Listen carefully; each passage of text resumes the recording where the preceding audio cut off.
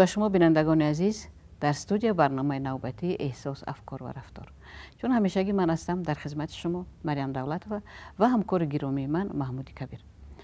امروز موضوع ما یک موضوعی است که تکیه به علم و تکیه به فرهنگ و تکیه به تاریخ است. موضوع ما عصر 21 است. عصر 21 چه ویژگی های دارد؟ عصر 21 به انسانیت چی آورد؟ و چه امیدها ما داریم از این عصر 21؟ ما چه پایگاه ها داشتیم که به عصر 21 برسیم؟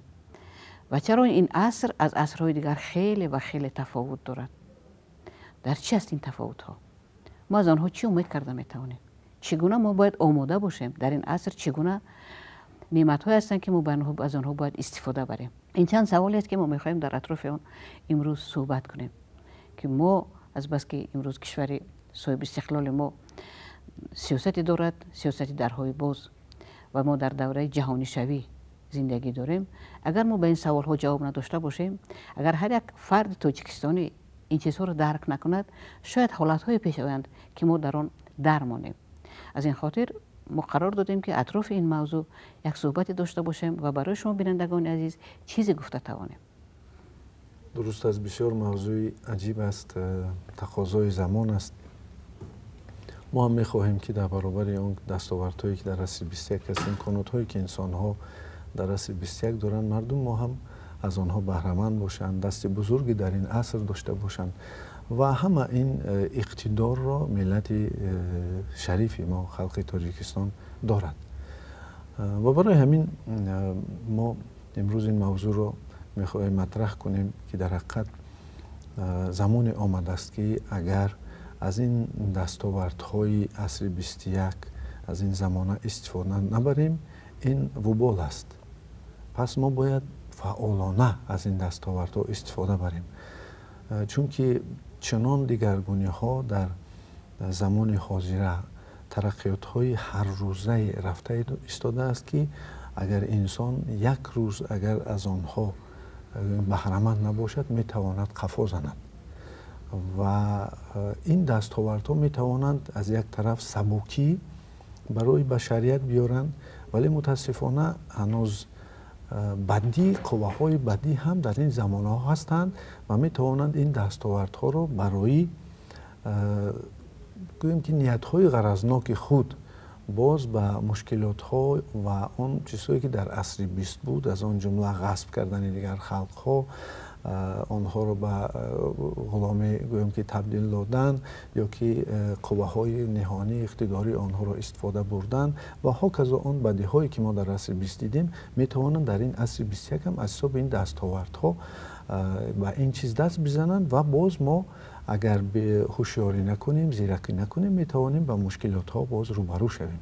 چون که خلق ما خلق عدالت پیشه، خلقی که متفکر، خیرتمند و خلقی است که نیت های نیک دارد و همین ژنتیکای ما، همین ارثیت ما را بسیار وقت محافظت میکند و این محافظت های گویم که بیشعورانه بودند. بگذار ما امروز محافظت باشعورانه داشته باشیم. اگر به تاریخ بشریت نگاه کنیم، بشریت 3 دوره را از سر گذرانده است. این یکم دوره کشاورزی است. دوره‌ای که مردم با زمین سر و کار میکردند و زمینداران بودند، در زمین دهقانان و غلامان کار میکردند و آنها با یوغ و سپار و اسب و گویم که گاو و شتر و دیگر حیواناتی که برای کار استفاده می‌بردند زندگی می‌کردند، فعالیت می‌کردند و کشت و کار خود را به بازار می‌بردند. در آنجا یعنی که داد و گریفت می‌کردند یا با سکه‌ها سر و کار داشتند و در این دوره کاروان‌ها بودند که مال و محصولات رو می‌بردند یا که خبرها از این شهر به اون شهر می‌رفت، یعنی مکتوب می‌نوشتند که تا 2 سال قریب که این کاروان‌ها می‌رفتند می‌آمدند و در این دوره چنان بود که مردم با واسطه قاصدها یا که مثلا حکومت با واسطه قاصدهای خود میتوانست خبر خود را از این گوشه به آن گوشه برد و کسانی بودند که منادی میکردند در میدان شهر میبرآمدند و فرمانها و آن چیزهایی که از طرف گویم که حکومت داران آن زمان میشد آنها رو به مردم میرساندند که با چنین البته عباره ها سر میشد: نشنیدم نگویید نفهمیدم نگویید یا که ندیدم نگویید که فلان فلان فرمان درباره این یا آن کار برآمد و همینطور از دهان به دهان میرفت و چنان شد که اگر ما بگیریم 10,000 سال شد آدمی با عقل را قریب که 9700 سال آن در دوره زمان کشاورزی رفت. در این دوره انسان ها نمیتوانستند به مقصدهای خود برسند. اکثر انسان ها که 90% رو تشکیل میکردند در یک حالت نهایت مشکلی زندگی قرار داشتند. و همگی 10% آن میتوانست که زندگی داشته باشد که این یا آن بعضی طلبات هایی که انسان دارد آنها را قانع کند. و زمان آمد که تفکر انسانی به یک گویم که مشکلات های چی گویم اقتصادی یا مشکلات های دیگری سیاسی و اجتماعی و این سبب شد که انسان را مجبور کند که انسان بیاندیشد. و همه اون ایجادیات هایی که مثلا خلق ما در این دوره داشت گویم که ایجادیات های شاعران ما متفکران به همون روانه شده بود که در این دوره باید عدالت باشد، علم را پیشه کنند، آموزش کنند. مثلا شاهنامه ما در آن اساس بود که شاهگری که همین دوره ها بود باید عدالت را رعایت کنند، یا که مثلا اسکندرنامه جامع که اسکندر را یک شاه عادل تصویر کرده بود، یا اینکه به رسیدن به گویم که در عرض و داد مردم رعایت کردن این یا آن قانون‌هایی که انسانیت داشت و مردم ما تا این زمان فتوت داشت و تصوف داشت، همه این روانه شده بود به نگاه داشتنی آن گویم که یک موازنت اجتماعی. ولی به هر حال آدم بسیار شد در روی زمین و تفکر و اندیشه ها دیگر شدند و دوره آمد که این دوره را ما دوره احیا میگوییم در اروپا و اندیشرانی دیگر شد و اون قالب هایی که در دوره کشاورزی بود شکسته شدند و با واسطه گویم که انقلاب های بورژوازی به سر قدرت آمدن کسانی که صناعت پیشه بود، صناعت پرور بودند و در این دوره زواد و فابریکه ها پیدا شد و همینطور در آن کارگرها پیدا شدند و مغازه ها پیدا شدند، پول پیدا شد و گویم که رادیو و تلویزیون پیدا شد. به جای گویم که کاروان پشت پیدا شد که می توانست در چند ماه 2 ماه مثلا یا 6 ماه خبر را برده بیارند و در زمان شورای ما یاد داریم که در 1 ماه مکتوب می رفت و می آمد و به جای گویم که منات ها پیدا شدن رادیو، تلویزیون، به جای قاصد ها تلگراف، تلفن های سیمی و این هم یک زمان خود را داشت. یک قریب 200 سال دوام کرد و در استا گویم که در تاجیکستان شریفی ما و عموما در سابق منطقه شوروی تا سالهای 90 عصر 20 آن قالب هایی که بودند و آدمان صبح کار می رفتند و بیگاه خانه می رفتند و معاش داشتند و در این دوره این معاش ها آنها رو تامین می کردند و خانه و در و زندگی و ماشین و دمگیری و طبابت و آموزش همه چیزها رو خرید داشتند و این کار می کرد و ما می دونیم که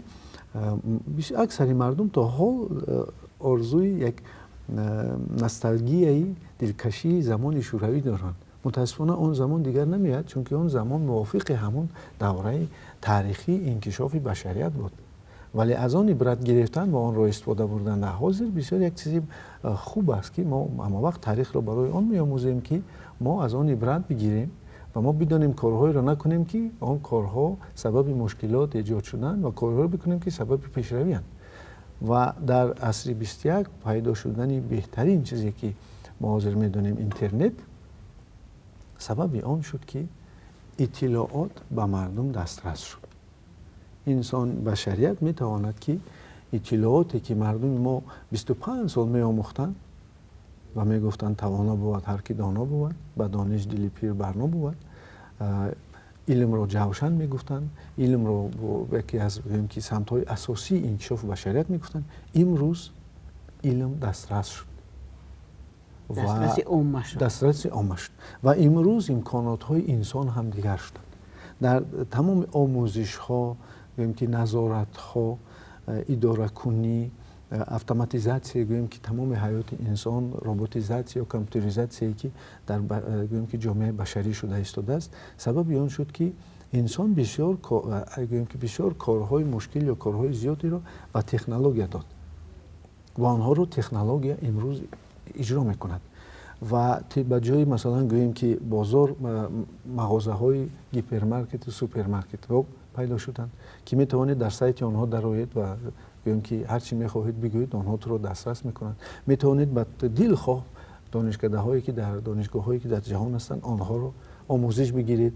Метавонед ки табобатҳоро ба тамоми мутахассисоне ки дар олам ҳастанд муроҷиат кунед. Метавонед ки бидонед маслиҳатҳои гуногун бигиред. Метавонед ки ба касе ки хоҳед дар кадом гӯшаи дунё бошед метавонед робита дошта бошед. яъне ки бинед асри 21 бисёр системаҳоро аз байн бурд ва монанди почта аз байн рафт. гӯем ки омӯзишҳои бисёре ки масалан дар асри 21 буданд онҳо аз байн рафтанд. китобҳо электронӣ шуданд ки дар даруни масалан як телефон ё ки дар даруни як планшет масалан тамоми ахборотҳо ворид мешавад. бисёр чизҳое ки дар асри 20 буд дар асри 21 он гӯем ки бартарият ё он як дар зиндагии инсон муҳим буданашонро аз даст доданд. пас аз ин бармегӯяд ки мо бояд ба ин асри 21 ки тамоми башарият ба он ворид шуда истодааст ва ҳатто кишоварзиро як робот-тракторе ҳаст ки тамоми корҳои лозимиро он чӣ мекунад. мо бояд ба ин мутобиқ шавем, чунки инсон бекор намемонад. инсон вақти кории худро камтар мекунад ва ба омӯзиш ва ба дигаргуниҳои сахте ки оянда боз давраи чаҳорум аст. давраи чаҳорум давраи виртуалӣ аст ки хоҳишҳои инсон як хоҳиши инсон амалӣ мешавад ва олами виртуалие ки инсон аз замони иттилоотӣ месозад ва ин шояд ба ҳамин наздикии 2050 олами виртуалӣ яъне як аср нею шояд дар ҳамин байни аср олами виртуалӣ атрофи инсонро бигирад ва инсон дар хона ҳама корҳоро мекунад ва ҳама чиз дастрас аст. яъне метавонад ки гузариши инсонҳо ба сайёраҳои дигар сар шавад. технология ниҳоят пешрафта истодааст. пас аз ин бармеояд ягона чизе ки мо дар ин давра бисёро мегӯянд ки кор нест ё ки фалон чизҳо нест ва мо чӣ кор карда намонда кор, чаро корхонаҳо нестанд, чаро корхонаҳо намесозанд ва ин ё он моҳонаро баланд кунанд. дар худи гӯем давлати гӯем яке аз пешрафтатарин давлатҳое ки мо онро британия кабир мегӯем, дар ҳамон ҷо ҳам моҳона инсонро наметавонад ки таъмин кунад. пас аз ин бармеояд ки инсон бояд корҳои дигаре кунад. корҳои худро бо технология осон ки кард, корҳои дигаре кунад ва чандин бор ҳам дар суханрониҳои пешвои миллат президенти муҳтарам Эмомалӣ Раҳмон мо ин чизҳоро дидем ки мегӯяд ки корҳои иловагӣ кунед. масалан муаллиморо мегӯяд дар баробари ин ки дарс метиҳед боз як чизҳое ташкил кунед ки дар он шумо метавонед фарзандони гӯем ки мардумеро ки хоҳиш доранд онҳоро як дарсҳои иловагӣ бидиҳед ва ин дар баробари дигар касҳо ҳам метавонанд, духтурам метавонад, масалан гӯем ки тоҷирам метавонад, муаллимам метавонад, корманди дигар масалан ки дар соҳаҳои гуногун кор мекунад дар баробари корҳое ки мекунад ва корҳои расмӣ ҳастанд бо корҳои иловагӣ кунад ва яке аз ин корҳои иловагие ки метавонанд инсонҳо кунанд ин дар даруни интернет додугирифти молӣ кардан аст. ва ин як тақозои замон, як талаботе ҳаст ки имрӯз мо бояд онро кам набинем. чунки дар ҳамин додугирифти даруни интернетӣ ки онро нетворк маркетинг мегӯянд, масалан барои як худи давлати гӯем ки британия кабир 2 триллион фунт стерлинг даромад даровард. дар худи Россия дар 2015 426 миллион доллар даромад овард ки тасаввур кунед ки яъне ки ин давлатҳое ки имрӯза бар қудрат ҳастанд кризис ба онҳо яъне ки ин буҳронҳои иқтисодӣ аст таъсир намекунад, чунки он роҳҳои дигари масалан ёфтани самтҳои иқтисодиётро мебинанд. масалан мегирем мо медонем ки чунин давлатҳо ба монанди гӯем Ҳиндустон ки қариб 250 миллион одамоне дорад ки дар берун зиндагӣ мекунанд.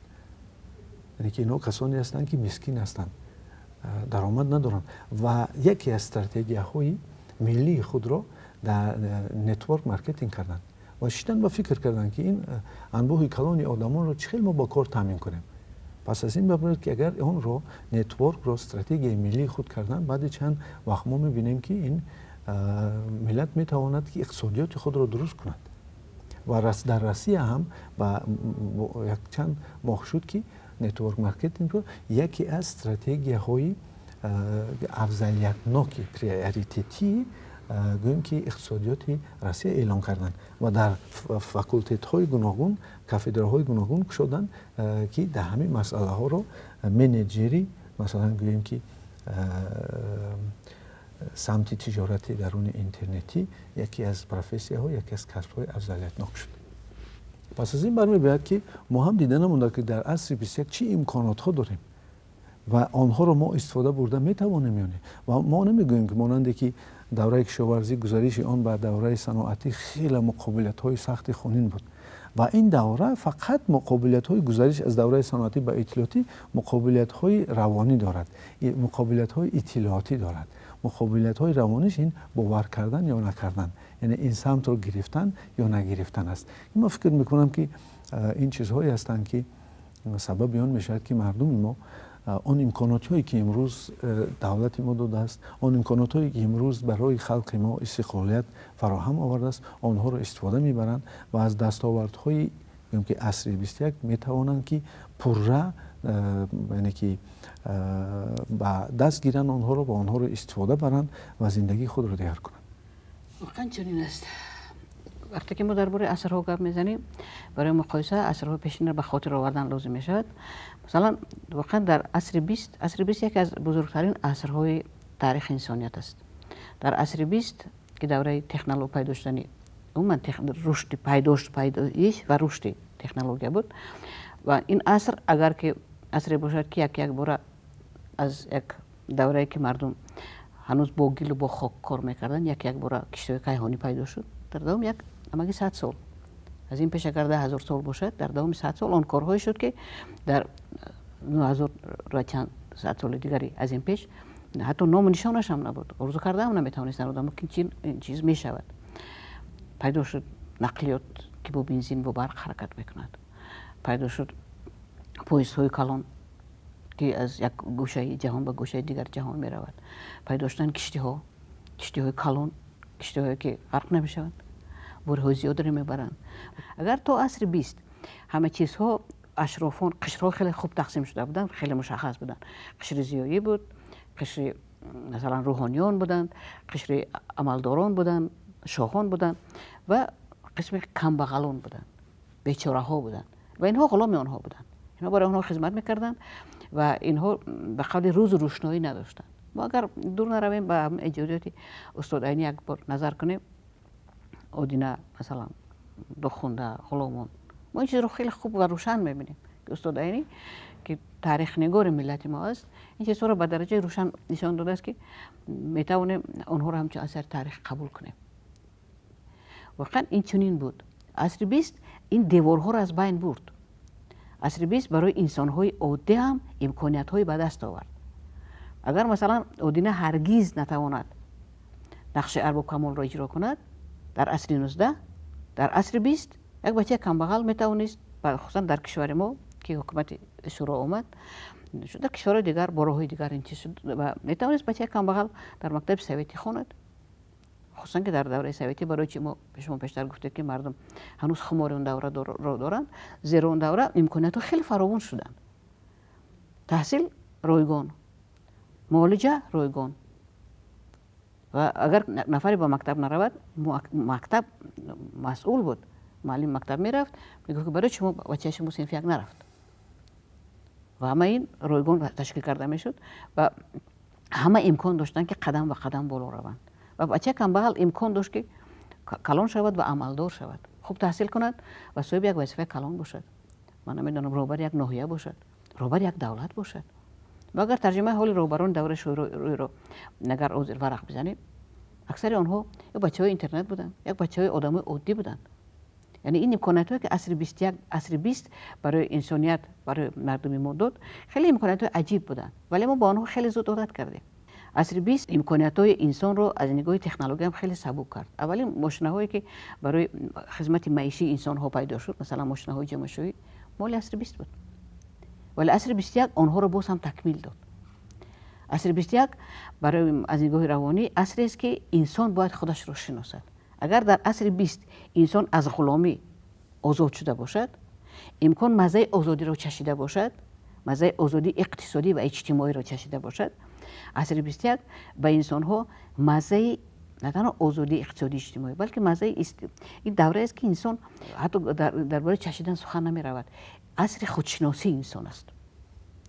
زیرا وقتی که ربات ها پیدا می شوند دو نمود مناسبت است. ما می توانیم بگوییم که ربات مثلا در اثرهای آیزک آزیموف یکی از فانتاست‌های عجیب آمریکایی ربات هم خیلی تصویر می شود که ربات ها پیدا می شوند و آدمان خیلی از ربات ها می رنجند، آنها رو می خواهند نابود کنند، نسبت آنها دشمنی دارند که ربات کار ما را گرفت.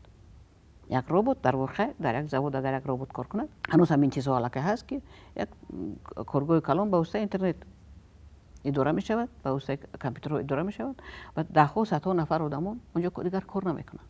ما می توانیم ربات را هم دشمن اعلام کنیم و بگوییم که او کار آدمان را گرفت و آدمان بیکار موندند، گرسنه ماندند. ولی می توانیم برعکس بگوییم ربات کار آدمان را سبک کرد. مثلا اگر از روزگار هر روزه ما آیله بگیریم، یک ماشین جامه‌شویی اتوماتیکی امروز در خانه قریب همه شهریان هست. اونجا دیگر لباس رو میگذارید، تکمه در کار زیر میکنید، رواز پای کار بار دیگر است. اون ماشین خودش میشوید، خودش آبگردان میکند، خودش خشک میکند و بعد صدا میبرارد. مرحمت، من خدمت را ادا کردم، اومده لباستون رو برید. یگانه کاری که صاحبخانه میکند، اون لباس رو آفتاب میکند. شاید زمانی شود که اون لباس رو آفتاب کردن به گردن ماشین گذاشته شود. و تصور کنید که یک بانوی تاجیک تو این ماشین های اتومات اگر که با دست این لباس رو میشوشت، من یاد دارم هنوز در زمان ما این بود که مادرم همراه یانگم چند نفر زنایی که خانواده از هر تا بگو یک روز فقط لباس میشوشتن با دست، لباس های درشت، لباس های نرم، همه لباس ها رو جدا جدا میشوشتن و تمام روزشان با این صرف میشد. حالا بانوی امروزه تاجیک میتواند در بین کارهای دیگرش این کار کنه. یعنی وقت برای خودشناسی، برای زندگی بهتر جدا شد و انسان به خدا در این دوره نزدیک شدنش آسانتر است. زیرا ما میدونیم که کمبغلی مادر بدبختی است. ما میدونیم که آدمی که با کار جسمانی فقط به خاطر قتل لایمود مشغول است، او به کارهای دیگر نمیرسد. او نمیتونه درباره خودش، درباره رشد خودش، درباره تحصیلاتش، درباره زن و فرزندش، درباره آینده خودش فکر زیادی کرده تواند. تصور کنید مثلا نمو دوره که کشاورزی بود. یک آدم اگر آدینه رو به خاطر بیاریم میتونست 16-18 ساعت کار کند و می اومد اونقدر قوتش به هم قدر میرسید که یک غذای قاتل لایمت داشت اون رو بخورد، سرش ماند توپگو. خوش در دوره صنعتی که اومدیم شکل کار اندک بهتر شد، سبکتر شد. مثلا سالهای اول در آغاز عصر 20 هم 16 ساعتی کاری داشتن کارگران. ما میدونیم که شورش ها بود در تاریخ، اونها طلب کردن، پرافسایوز پیدا شد، اتفاق کسب حقوق آنها رو حمایت میکرد و روز کار 8 ساعته هم با آسانی به دست نآمد. ولی تصور کنید که امروز روز کار 8 ساعته هم کار آسان نیست. هر روز یک کار یک نواخت در سر میبرید، میروید به ادارتون و تا بگو وابسته به اون که کدام اداره است یک نمودی کارهای یک رنگ و یک نواخت رو شما اجرا میکنید. بگو با کار یک نواخت دیلگر آدم رو خیلی سخت خسته میکند، هم از نگاه ذهنی و هم از نگاه روانی. بگو به خانه برمیگردید و شما رو قبول میکند خانه‌دانتون که گرسنه هستند یا کمادام یک نیازی دارند. این رو نآوردیم، این رو آوردیم، این رو داریم و این رو نداریم. و آنهایی که در نگاه در روند دوره صنعتی امروز کار میکنند، طبیعی است که اون درآمد برای این دوره نمیرسد. زیرا دوره امروزه که ما دوره اطلاعاتی یا دوره الکترونی هم میگیم، اینجا سرعت ها خیلی زیاد شدن و خراجات هم در دایره همین سرعت ها است. اون هم خیلی زیاد می شود. امروز یک فقط برای تلفن ها هر یک عائله اونقدر صرف میکند که در دوره صنعتی برای یک روزگار صرف میکرد. اگر یک خانه دونده مثلا 6-7 نفر اعضای عائله باشن، همه اینها یک تگی یا بعضا دو تگی تلفن داره. در اون خانه اینترنت استفاده می شود. از خانه‌دان هر کدام ما نفری یا چند نفری هستن که بیرون از کشور زندگی میکنن. اینا مهاجرانن، اینا دانشجویان هستن، اینا هستن که برای زندگی دائمی به کشور دیگر رفتن. خیلی زیاد ما در دوره جهانشاهی گفتیم زندگی میکنیم و این روند طبیعی است. و این نعمت‌های عصر 21 است که ما اگر در عصر 20 یک نفر برای خدمت عسکری میرفت، برای خاندان هرچند شادی کنان مسلم میکردن، میگفتن بچه ما جنب کمال میرسد، ولی تا آمدنش حسرت دیدار داشتن. یک مکتوب اویه که میرفت در دوام یک هفته معمولا تا میرفت و میومد، اون پدر و مادر خیلی انتظار بودن. برای عسکرها مکتوب های یک تینه بود اگر کسی یاد دارد که اون به پول روان کرده میشد و اون مکتوب دیرتر میومد. ولی امروز فرزند شما بگذار در استرالیا باشد، در ماداگاسکار باشد، در کدام کنجک دیار باشد، شما توسط یک تلفنچه که در کف دستتون به حضور میخونجد، میتونید با او مستقیما صحبت کنید. با دیده. بله، چهره هم دیگر رو بینید، آوازش شنوید، چهرهش بینید. و حالتای هم هست که مثلا با پلنشت، مثلا فرزندای خودمون در راه دور باشن میگیم که خونت نشون ده و میگردوند پلنشت، که ما خونه‌ش هم میبینیم، انجام خونه‌ش هم میبینیم، جای خوبش هم میبینیم و خاطرمون آسوده میشه که فرزند ما در شرایط براحت زندگی میکنند. این اطلاعات ها هستند. این عصر، این نعمت‌های عجیب عصر 21 هستند و طبیعی است که این گونه عصر موافق خودش باید درآمدها داشته باشد. اگر دوره کشاورزی درآمدها فقط از زمین باشد یا که از چاروا باشد، من نمیدونم کدومش از باغ میگیرد، یگان تاجران با سفرها میتوانستند درآمدی دیگر داشته باشند.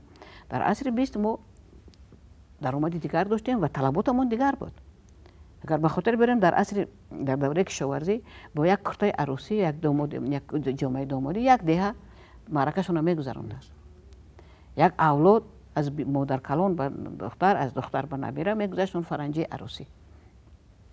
ولی در عصر 20 ما در یاد داریم که هر یک عروس علاقه سر لباس خودش داشت، 20 تا 40 کرته میکردن، صندوق ها میخریدند، کرپه ها میدادند، گلیم ها میخریدند. بعد زیادتر شد تلویزیورها و ماشین های جامعه شوی، تمام بسیاری عروس رو میدادند و عروس صاحب مالکیت خودش بود. و امروز ما میدونیم که زمانی شده است که اینها هم دیگر هنوز طلبات انسان رو قناعت نمیکنند. امروز فرزندان ما در عصر 20 ما برای ما حتی در دوره زیبای شوروی از کشور بیرون رفته در یک جای دیگر تحصیل کردن فرزندان برای ما افسانه بود. یگان میرفتن مثلا کشورهای شهرهای بزرگ شوروی، مسکو و لنینگراد بود، اونجا تحصیل میکردن و این افتخار خاندان و افتخار محل، افتخار کشور بود که فرزند ما در مسکو خوانده آمده است. ولی امروز یک کار مقرری است که یک بچه از یک دهات دور میتواند توسط اینترنت یک گرانت رو پیدا کند، طرزی رایگان تحصیل رو پیدا کند که تمام خراجاتش اونجا هست، رود کشور دیگری اونجا تحصیل کنند. یعنی امکانات ها خیلی زیاد شدن و امکانات ها خراجات میخواهند. و امروز هر یک قلفی که طبیعت میسازد، استاد طبیعت قلف میسازد، همراهش کلیدش رو هم میسازد و این کلیدها هم در دست ما هستند.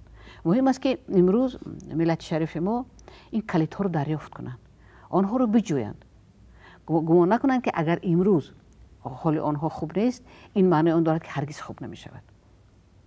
اگر به خاطر بریم که در عصر 20 باز هم بعضی چیزهای بود، بعضی مانع‌های بود که ما میتوانستیم اون رو عبور کنیم و نمیتوانستیم عبور کنیم، امروز اصلا دیگر مانع‌ها نیستن. این رو باید حس کنیم ما. برای خوشبخت شدن بله، برای پیشرفت ما دیگر مانع‌ها کاملا از بین برداشته شدن.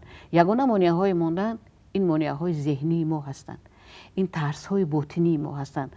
این اون چیزهایی هستند که ما رو خلل میرسونند که این چیزهای نو رو قبول کنیم و این هم یک روند طبیعی است. من نمیخوام بگم که این چیز منفی است، از بس که انسانیت هنگام رشد کردنش همیشه از دوره به دوره می‌گذرد، مانع‌های هستند.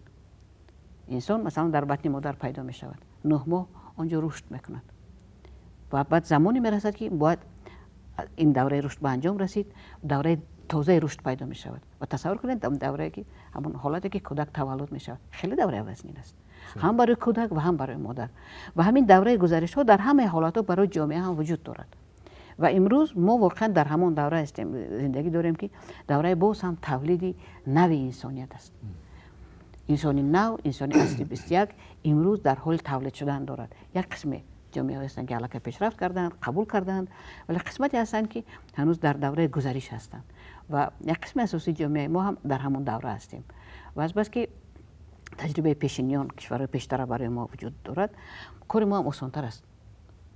ما میتونیم بگوییم که از تجربه آنها استفاده کردن و کار خودمان رو سبک کردن این مال ما است، این نعمت خداوند است که امروز برای ما پیشنهاد شده است. درست است، اما وقت کار را کسانی میکنند که آنها تیزتر دگرگون میشوند و کسانی میکنند که با شرایط حاضره مطابق شدند و آنها تیز به دگرگونی هایی که طلبات های زمان هستند داده شدند. از این حساب ما میتوانیم بگوییم که هستند کسانی که در بعضی سمت هایی که طلبات های زمان حاضر هستند خیلی پیشرفت هستند و کاری آنها برای ما میتواند که نمونه باشد. و ما اون کارها رو بکنیم و چون به اون سرحدی که آنها قرار دارند و رشد و انکشاف می‌یابد اونجا ما میتونیم که از حسابی بگیم که آن دستاوردهای عقلی و دستاوردهای تفکری خود ما دیگرگونی ها در آنجا بیاریم یا که سمت بدهیم سمت انکشافی ان همون چیزی رو که مردم بشریت در آن نیاز دارند. و امروز فکر میکنم ما یک دید دادیم که عصر 21 در حقیقت طلبات های خود رو دارد و انسان ها امکانات های خود رو دارند و ما دیدیم که از ما یک شرحی تاریخی یک شرحی بگیم که دیدی تحلیلی دادیم و ما میتونیم که در برنامه آینده درباره امکانات های خود انسان چی طور انسان میتواند که آن اقتداری که در نهاد او هست او رو استفاده برد و پیشروی ها کند. واقعا چنین است. واقعا چنین است. انسان یکی از ما هر دفعه میگیم که مخلوق های بهترین خداوند است.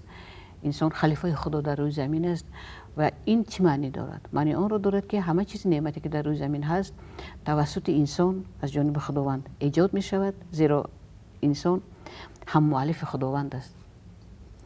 از این رو عصر 21 برای ما باز هم یک بار دیگر این مسئله رو اثبات میکند که ما به چیزهای زیاد ارزنده هستیم. فقط از ما وابسته است که اون رو چگونه قبول میکنیم، از ما وابسته است که با اون چگونه مناسبت داریم، از ما وابسته است که از این امکانات ها چگونه میتوانیم استفاده کنیم و برای رشد خودمون کوشش کنیم، سهمی گذاشته باشیم. چون این بود برنامه امروزه ما و ما در یک صحبت کوتاه کوشش کردیم بعضی چیزهایی که واقعا خیلی گسترده هستند، مسائلی که خیلی وسیع هستند، در یک شکل مشخص برای شما بینندگان عزیز پیشنهاد کنیم. در عصر 21 آدم عصر 21 باشید و با ما باشید تا صحبت آینده.